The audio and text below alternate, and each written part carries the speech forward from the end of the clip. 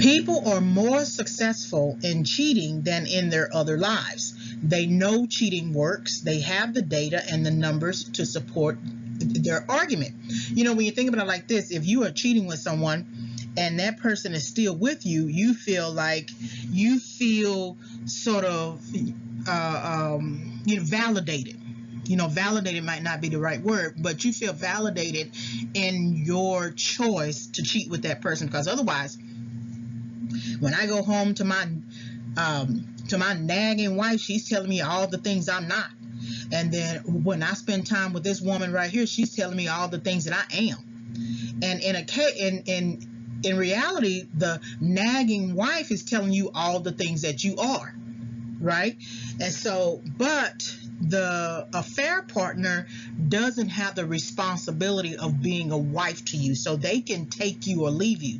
They can have sex with you that day, and then they don't have the responsibility of cooking and cleaning and washing and dealing with your mood swings or whatever. All the responsibility they have in that moment is sex with you. And then a couple of times when you take the person out on a trophy walk.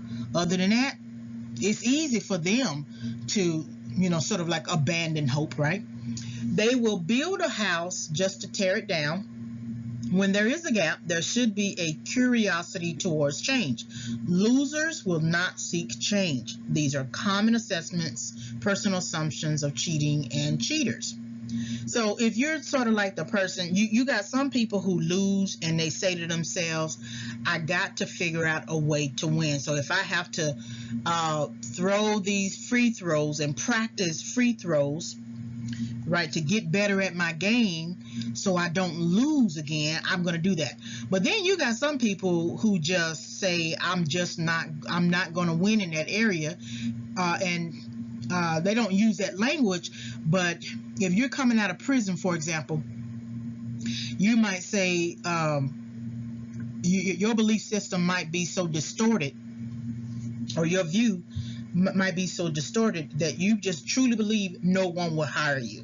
So there's no sense in you going out to apply for jobs. So then if you don't apply for jobs, you are more likely to get into stuff because you know you need money.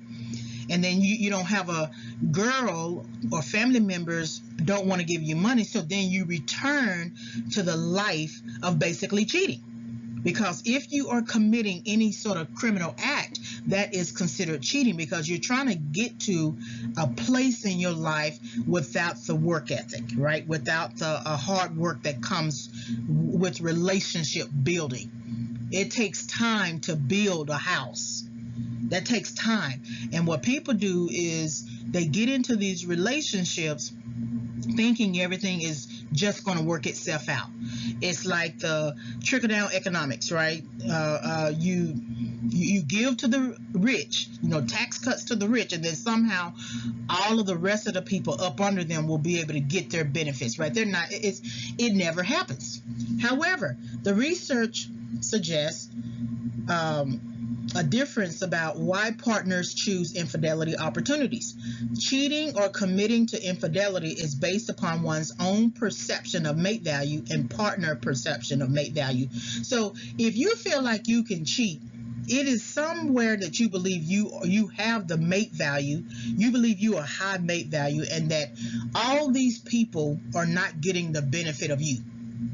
So now you're looking at your perception of your mate value, and then in contrast to the partner perception of mate value, and you basically believe that you are of higher mate value. So therefore, cheating is an opportunity for you.